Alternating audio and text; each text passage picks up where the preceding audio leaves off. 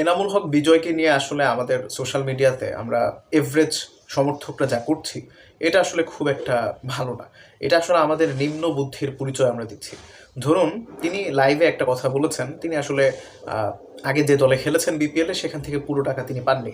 For an example ধরে নিচ্ছি তাকে 50 টাকা দিয়ে কেনা হয়েছে, তিনি 20 টাকা পাননি এখনও, ঠিক আছে?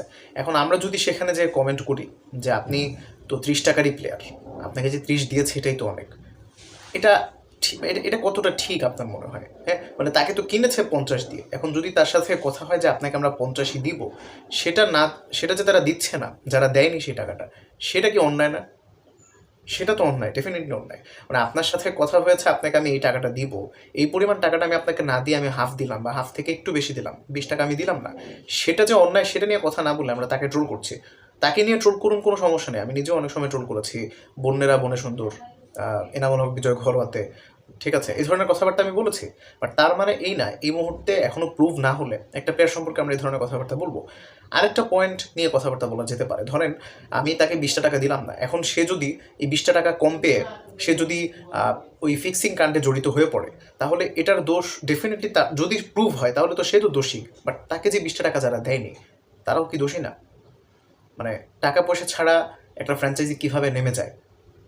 বাংলাদেশ প্রিমিয়ার লিগের মতো একটা আসর খেলতে তারা কীভাবে চলে আসে? কে তাদের অনুমোদন দেয়? আশা করব এবারের বিপিএলে এ ধরনের কিছুই হবে না। নতুন টিম এসেছে নোয়াখালী এক্সপ্রেস, এ ধরনের কোনো কাজকর্ম আশা করি তাদের থেকে হবে না, বা যারাই নতুন আসবে অন্তত টাকা পয়সা নিয়ে আসবে। হ্যাঁ, এর আগে আমরা ইমনের সাথে দেখেছিলাম গতবার, ইমন নাকি কোচের মনোরঞ্জন করতে পারেননি, মানে কী সব সিটি টাইপের কথাবার্তা হয়েছে, এই কারণে টাকা পয়সা কম, হাবি যাবে অনেক কিছু শুনেছি। এই ধরনের ইনসিডেন্টগুলো আসলে খুব জঘন্য, একটা প্রিমিয়ার লিগকে একেবারে ধ্বংস করে দেয়, ঠিক আছে?